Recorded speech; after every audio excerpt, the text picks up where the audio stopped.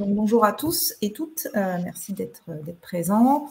On va vous présenter les évolutions de la réglementation en ce qui concerne le radon. On est en pleine actualité puisque la campagne démarre aujourd'hui. Donc, on a la campagne 2022-2023. On a une partie vraiment sur la réglementation que je vais vous présenter, et puis une seconde partie où on développe un petit peu plus la méthodologie du dépistage qui vous sera présentée par Pascal Berlini. Donc le radon, un petit rappel, qu'est-ce que c'est? C'est un gaz radioactif qui est incolore, inodore, et qui émet un rayonnement ionisant. Il est produit naturellement dans les sols granitiques, et il peut se diffuser dans l'air et s'infiltrer dans les bâtiments du fait de ses caractéristiques, effectivement, sans qu'on s'en aperçoive. C'est la première cause d'irradiation naturelle et ça représente un tiers de l'exposition moyenne à la radioactivité. Il engendre, de ce fait, 3000 décès par an par cancer. Donc, ce n'est pas anodin. Le potentiel radon en France, il était estimé et localisé jusqu'en 2018 dans 31 départements qui étaient jugés prioritaires du fait de la composition des sols granitiques.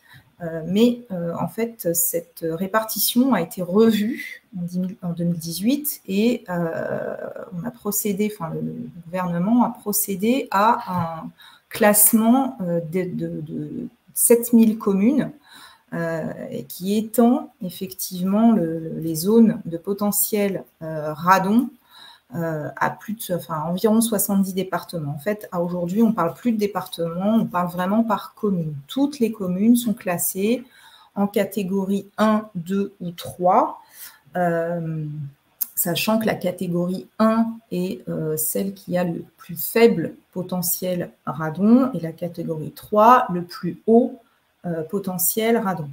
Voilà. Donc, on a un peu superposé ces zones-là par rapport, les catégories 1, 2, 3 par rapport aux anciens départements prioritaires. Effectivement, on se rend compte qu'il y avait des départements qui n'entraient pas du tout dans les classements et qui le sont maintenant.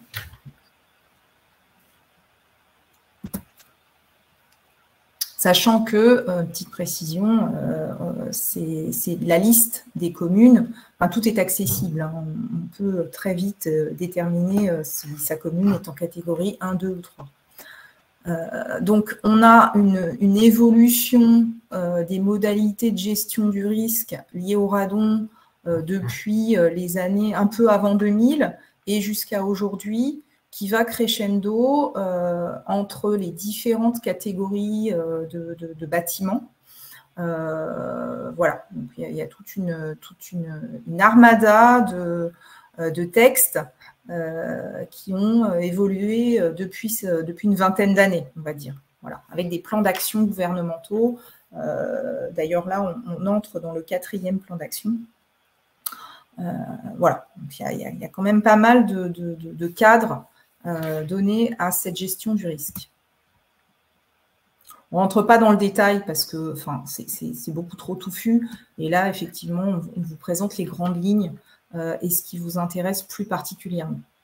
L'objectif des campagnes de mesure, on appelle ça des dépistages, c'est de savoir si un bâtiment ou une partie de bâtiment présente une valeur d'activité volumique moyenne sur l'année du radon au-dessus d'un seuil de référence qui a été modifié en 2018 et qui est de 300 becquerels par mètre cube. Donc, on a 3 grandes évolutions à prendre en compte. C'est donc, comme je viens de vous dire, la fin des départements prioritaires, avec des zones géographiques qui sont définies à l'échelle de la commune, un abaissement donc, du seuil de référence qui est maintenant à 300 becquerels par mètre cube, et puis une intégration du radon comme risque professionnel pour les travailleurs. Donc, une intégration du risque dans le Code du travail. La réglementation, donc aujourd'hui, est concernée donc, par le Code de la santé publique. Ça, c'était déjà une réglementation existante, le Code du travail, comme on vient de le voir, et puis une petite partie sur le Code de l'environnement. C'est un domaine qui est concerné par 3 réglementations, 3 axes différents. Le Code de la santé publique, en premier, concerne tous les établissements recevant du public qui sont listés. Donc, il y a vraiment une liste exhaustive qui définit quels établissements publics sont concernés par le dépistage du radon. Voilà. Donc, il y a une obligation de dépistage dans tous les ERP qui sont dans des communes situées en zone 3. Alors, qui sont d'une part, il y a 2 conditions, hein, qui sont d'une part dans la liste qui est en haut de l'écran et qui sont en zone 3, ou qui sont en zone 1 et 2, mais qui avaient déjà opéré des dépistages avant et dont les résultats dépassent 300 becquerels par mètre cube. Il y a 2 conditions pour être soumis effectivement à ce dépistage. Donc en 2018, il a été prévu une disposition transitoire, donc qui est terminée maintenant. Tout ce qui était établissement qui n'était pas soumis avant 2018 à dépistage et qui le devenaient, devaient faire leur dépistage avant le 1er juillet 2020. La périodicité est assez longue, c'est-à-dire qu'on fait un dépistage, par exemple là, sur la campagne 2022-2023, le dépistage suivant doit être fait 10 ans plus tard, sauf si effectivement on est en dépassement du seuil. Et puis, si on est en dépassement du seuil et qu'on apporte des améliorations ou qu'on fait des travaux, par exemple, même si on ne dépasse pas, et qu'on fait des travaux qui touchent la ventilation ou l'étanchéité des lieux, on doit refaire un dépistage pour voir si l'impact des travaux n'a pas été dans le mauvais sens, on va dire. Et on sort du dispositif, il y a possibilité de sortir du dispositif si on est inférieur à 100 becquerels par mètre cube sur 2 dépistages consécutifs. Voilà. Donc sur une période de 10 ans.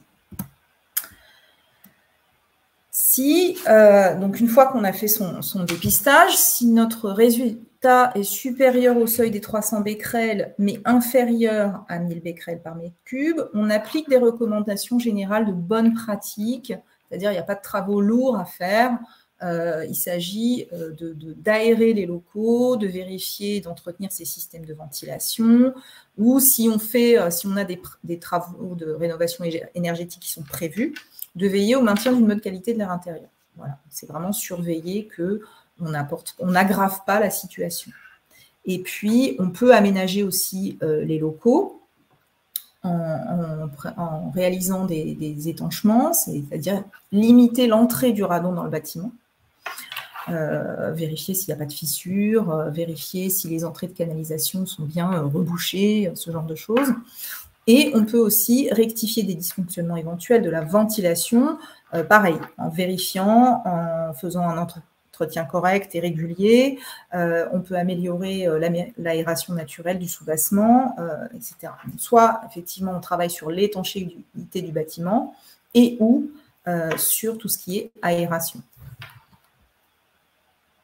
Ça, c'est des mesures simples dans un premier temps. En revanche, si on dépasse un seuil de 1000 becquerels, là, on doit passer par une expertise du bâtiment pour identifier effectivement les voies de pénétration du gaz et définir des travaux à réaliser.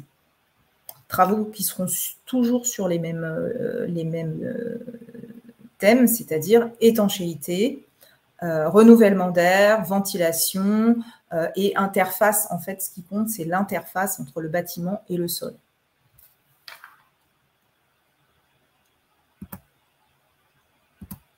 Donc, tout ça est résumé sur un joli petit logigramme. Donc, on a un dépistage en mesurage initial, dont le résultat induit certaines conséquences. Donc, soit on est inférieur à 300 becquerels par mètre cube, on renouvelle le dépistage 10 ans plus tard. Il y a une obligation pour tout ce qui est ERP d'afficher les résultats et de les enregistrer. Soit nos résultats sont compris entre 300 et 1000 becquerels par mètre cube, et là, on applique les actions correctives simples que je viens de vous décrire. Lors de la campagne suivante, la période de campagne suivante de dépistage, on fait un nouveau dépistage pour contrôler l'efficacité des mesures qui ont été prises. Et si on en revient à un seuil inférieur à 300 becquerels par mètre cube, en effet, on revient à une obligation de dépistage 10 ans plus tard. En revanche, si on n'arrive pas à abaisser ce seuil, on passe en niveau d'expertise, tout comme si on était avec un résultat supérieur à 1000 becquerels par mètre cube. Toujours, dès qu'on a des actions correctives simples ou des travaux plus lourds, une expertise et des travaux un peu plus lourds à réaliser, il y a toujours un contrôle d'efficacité à faire ensuite.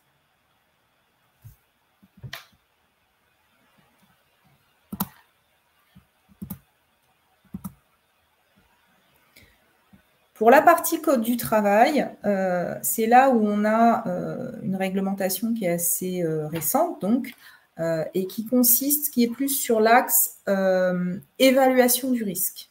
Voilà, analyse de risque, évaluation du risque. Entre autres, il y a d'autres risques qui sont pris dans le code du travail, qui sont pris en compte dans les obligations des employeurs. Là, on est côté employeur, on n'est pas côté propriétaire de bâtiments ou exploitant de RP. Et donc là, pour le coup, toutes les activités professionnelles sont concernées. Si et seulement si, on est en sous-sol ou rez-de-chaussée de bâtiments qui sont situés dans des zones d'exposition où radon est susceptible de porter atteinte à la santé des travailleurs. Donc, il y a une évaluation du risque à faire avant, bien évidemment. Et puis, si on est dans certains lieux spécifiques pour tout ce qui est grottes ou mines, voilà, tous les lieux qui sont, on va dire, d'activité souterraine. Voilà, donc l'employeur doit réaliser une évaluation du risque radon pour son activité, enfin pour son activité dans le bâtiment où est exercée son activité, suivant classement de la commune, suivant éventuels autres mesurages qui ont pu être faits, etc. Et cette évaluation du risque le conduit, peut conclure à faire un dépistage pour vérifier effectivement le niveau d'exhalation du radon. La périodicité de réalisation des mesures, en fait, n'est pas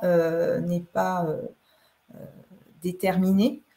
C'est vraiment soumis à l'évaluation des risques, qui doit être faite régulièrement, hein, pour d'autres risques aussi. Donc, le radon fait partie de cette évaluation des risques qui est mise à jour régulièrement.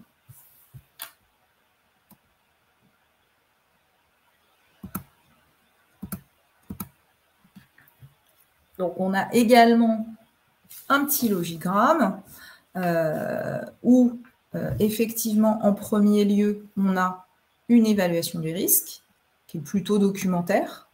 Celle-ci peut très bien conclure qu'on n'a pas de risque d'atteindre ou de dépasser ce niveau de référence de 300 becquerels. C'est le même que pour les ERP. Hein. Il y a une harmonisation là-dessus. Donc, soit effectivement cette évaluation des risques conclut pas de risque d'atteindre ou de dépasser le seuil, donc fin du processus. En tout cas, pour l'évaluation des risques faite, qui sera à renouveler, la suivante peut très bien conclure à oui, j'ai un risque d'atteindre ou dépasser mon niveau de référence. Donc là, l'employeur procède au mesurage de la concentration d'activité du radon dans l'air.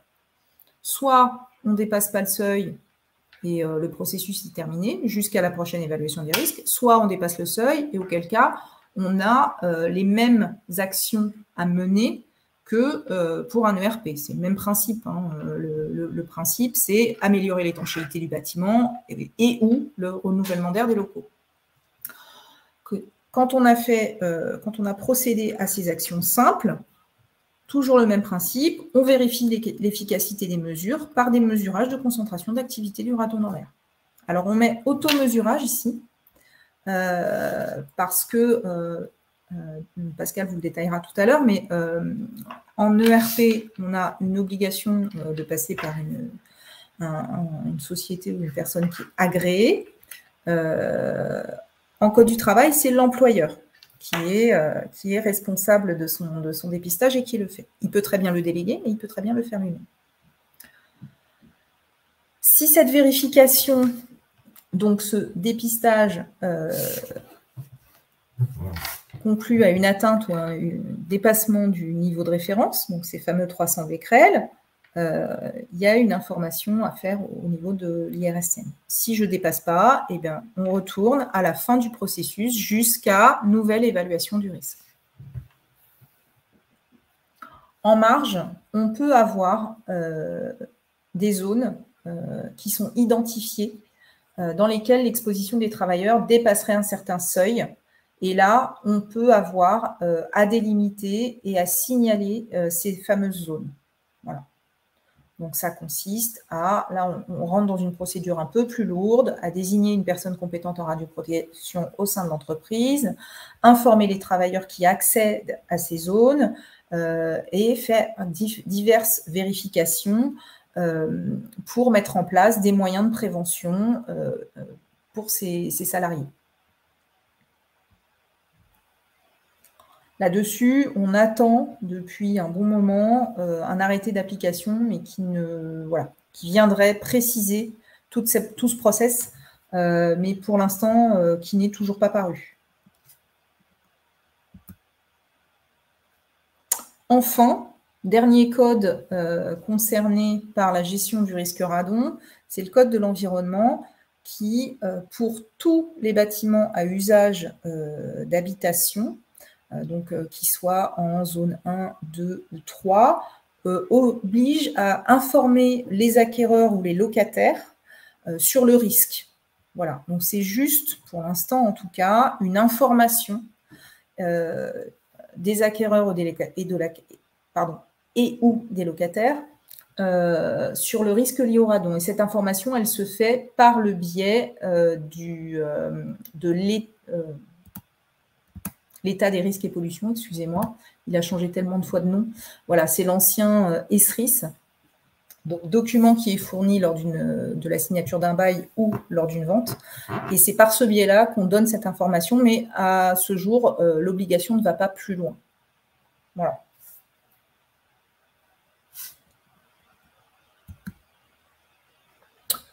Je laisse la main à mon collègue. Je réactive. Bonjour à tous. Donc du coup, moi je vais prendre le relais sur la partie méthodologie appliquée au dépistage. Attends, faut que j'arrête de partager. Et je vais prendre aussi la main sur le partage d'écran.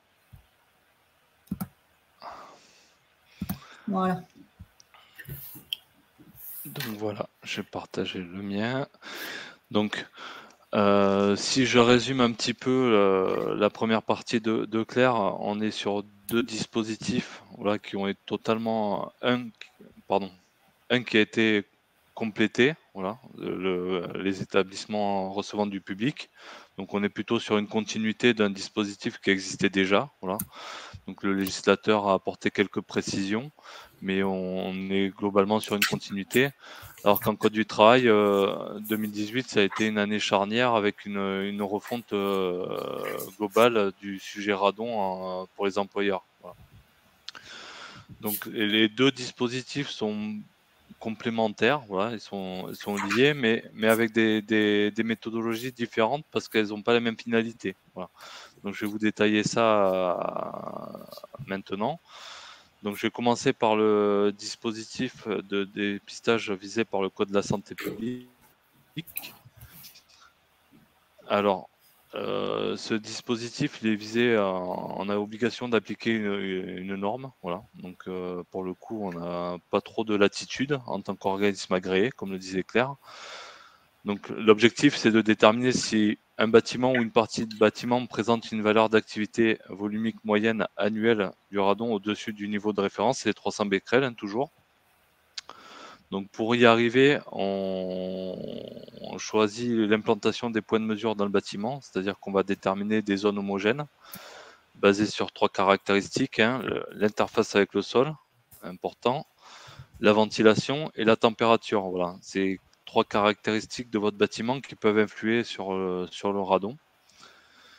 On va poser des capteurs passifs Alors, des capteurs passifs qui vont être posés au minimum 2 mois sur votre établissement. Donc cette temporalité peut être augmentée en fonction de période d'inoccupation. Voilà, on a aussi un critère d'inoccupation à prendre en compte pour lisser un peu l'inoccupation que vous n'êtes pas favorable. Une fois qu'on aura retiré les dispositifs, ils partent en analyse dans des laboratoires cofraqués. Voilà. Et des retours des résultats, l'opérateur de repérage ou de dépistage va analyser les données et déterminer une activité, une valeur sur les zones homogènes. Voilà. Donc, s'il y a plusieurs capteurs, soit on fait des moyennes, soit on retient la valeur la plus élevée en fonction des situations. On rédige votre rapport de dépistage. Voilà. Et la démarche se finalise par le transfert des données sur une base gouvernementale qui s'appelle 6ERP. Donc, il faut savoir que tout ce qui est soumis à agrément, nous avons une obligation de transmission à l'ASN. Voilà. Donc, vos données sont transmises sur une base gouvernementale qui est consultable par les ARS, l'ASN et le ministère de la Santé publique. Voilà. Donc voilà, c'est pas anodin. Aujourd'hui, cette base n'est pas vraiment exploitée. Mais dans le futur, ils prévoient de l'exploiter et de la faire évoluer pour en tirer des enseignements. Voilà. Donc voilà ce qu'il en est pour le Code de la santé publique. La période de réalisation des mesures, elle est réglementée, donc nous n'avons pas le choix. Comme le rappelait Claire, elle a débuté aujourd'hui, donc une fenêtre qui est en période hivernale, donc du 15 septembre au 30 avril. Pourquoi cette période hivernale? C'est qu'on fait des dépistages du radon dans le Code de la santé publique lors des périodes de chauffe des bâtiments parce que ça peut avoir un impact sur le radon par des effets de convection et c'est souvent qui peuvent augmenter les concentrations de radon dans les bâtiments. Et il y a aussi, c'est une période où les bâtiments sont moins bien ventilés, on aère beaucoup moins les bâtiments. Voilà. Donc, si je reviens un petit peu 15 septembre, 30 avril, ça nous laisse une fenêtre de dépistage relativement courte, étant donné qu'on dépiste minimum 2 mois l'établissement. Et par exemple, sur les écoles, cette période de mesure, elle monte à plus de 80 jours. Donc, en fait, on a une fenêtre de pose de capteurs qui s'étale je vais être du 15 septembre à fin janvier, voire fin février. Voilà. Donc la période de pause en période hivernale, sauf si vous avez une activité, je pense aux stations thermales, si c'est une activité uniquement saisonnière, là on va déroger. Voilà. Donc les zones homogènes, ce que je vous disais tout à l'heure, elles sont définies pour découper votre bâtiment en fonction de zones dont la pénétration du radon et sa répartition dans les volumes doit être normalement identique ou proche. Voilà. Et on se fonde sur des caractéristiques physiques du bâtiment, hein, l'interface avec le sol, les mêmes conditions de ventilation et la température. Et un dernier critère qui est dicté par l'ASN, c'est la contiguïté des pièces. Il faut que les pièces soient contiguës. Voilà. Dès qu'il y a une séparation, on scinde la zone en deux. Donc, ce qu'on voit apparaître en code de la santé publique, souvent, c'est beaucoup de micro-zones. Voilà, on n'a pas rarement des grandes zones où on met plusieurs capteurs. Donc, une fois qu'on a déterminé ces zones homogènes, bien sûr, on part du niveau le plus bas occupé. On a un dernier critère, c'est une occupation du public, hein, parce qu'on ne faut pas oublier qu'en code de la santé publique, on vise à protéger le public occupant, pas les travailleurs, mais le public. Et donc, on a ce dernier critère d'une occupation d'1 heure par jour, avec un dispositif, c'est-à-dire qu'on pose un capteur par tranche de 200 mètres carrés, au moins un dispositif par zone homogène identifiée, et 2 dispositifs par bâtiment. C'est-à-dire que si votre bâtiment est composé d'une seule zone homogène, une seule salle de classe ou 2 salles de classe par exemple, on va quand même poser 2 capteurs dans ce bâtiment. Donc voilà pour le code de la santé publique. Donc on est sur un dispositif très très normé, très réglementé, voilà, qui est surveillé par l'ASN. Voilà, on ne peut pas déroger. Voilà. Donc c'est comme ça, c'est assez cadré, très strict. Et le dispositif code du travail, lui, est un peu plus souple vu qu'il laisse beaucoup d'interprétations à l'employeur. Voilà. Comme le disait Claire, c'est l'employeur qui porte de fait le nouveau dispositif vu qu'il est intégré au risque professionnel. Et in fine, s'il ne souhaite pas le porter et déléguer au moins la partie mesurage, il peut se faire accompagner bien évidemment par des organismes compétents. Voilà. Et pour justifier d'une compétence, en tant que bureau de contrôle, on s'appuie bien évidemment sur notre agrément. Voilà. Donc la méthodologie de dépistage visée par le Code du travail, elle est sensiblement différente. Voilà, donc c'est toujours le même objectif, c'est identifier des parties de bâtiments ou des bâtiments avec une activité volumique dépassant le seuil de référence qui est 300 becquerels. La grosse différence, c'est que là, l'idée, si je résume un petit peu, c'est de savoir ce qu'il y a derrière la porte. Voilà. Donc, est-ce que dans votre espace de travail ou dans des zones sur lesquelles des travailleurs sont susceptibles d'intervenir, vous allez exposer ces travailleurs à un gaz, quoi, au radon. Donc, le choix de l'implantation et des points de mesure du bâtiment est du coup différent vu qu'on n'a plus de critères d'occupation. Voilà. Donc, je vais le détailler juste après. La pose et le retrait des dispositifs est sensiblement la même. Hein. Voilà, c'est qu'on va poser les dispositifs en période hivernale et ils vont rester minimum 2 mois. Voilà. Après, ça dépendra aussi de l'activité qui est exercée dans le local de travail. Si vous avez une activité uniquement saisonnière, ben, la période de mesure va être inversée, c'est-à-dire qu'on posera bien évidemment en période estivale. Le traitement des dispositifs, toujours pareil, on les envoie dans des laboratoires qui sont dorénavant cofraqués. Et l'analyse des résultats, ben c'est pareil, on va exploiter vos résultats. La grosse différence, c'est qu'on ne fait pas de moyenne. Là, c'est en fonction de ce qu'on a estimé sur des ensembles de locaux similaires, des locaux spécifiques. On vous rend une mesure par ensemble et par locaux spécifiques. Voilà.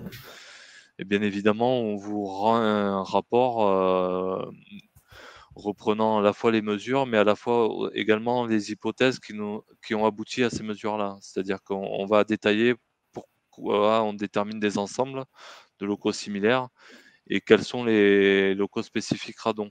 Donc je préfère le préciser parce que ça, c'est une spécificité de nous en tant que bureau de contrôle. On aime bien vous expliquer le pourquoi du comment. Voilà. On pourrait très bien vous faire des points de mesure et vous rendre des résultats sur les points de mesure sans vous expliquer pourquoi on a fait ces points de mesure. Voilà. Donc nous, on a fait ce choix-là. Bon, ça nous semblait pertinent. Voilà. Donc, comme pour le code de la santé publique, on va découper votre bâtiment en ensemble de locaux similaires, dont la répartition et la pénétration du radon est censée être proche. Voilà. Donc, aux 3 critères qu'on avait en code de la santé publique, hein, l'interface avec le sol, la ventilation, la température, en code du travail, on va rajouter 2 critères, l'activité réalisée dans le local et le temps d'occupation. Voilà. Donc ça, c'est important parce que c'est pareil, le dépistage code du travail est beaucoup plus complet que celui du code de la santé publique. Le périmètre d'intervention est plus global. Voilà. Donc, on va également identifier des locaux spécifiques radon qu'on va traiter à part. Pourquoi on les traite à part? Parce que c'est de locaux faiblement ventilés avec une faible occupation. Donc ces locaux-là, on va les traiter à part dans nos dépistages et ils vont faire l'objet d'une pose de capteur spécifique. Donc les locaux spécifiques radon, des exemples, ça va être des locaux d'archives par exemple, les locaux techniques également. Voilà. L'idée, c'est de savoir si le travailleur, quand il va rentrer dans ce local faiblement ventilé et où il n'y a pas trop de passage, si en franchissant la porte, il ne va pas être exposé à des radiations et du radon. Voilà. Donc, voilà un petit peu ce qu'on pouvait vous dire aujourd'hui.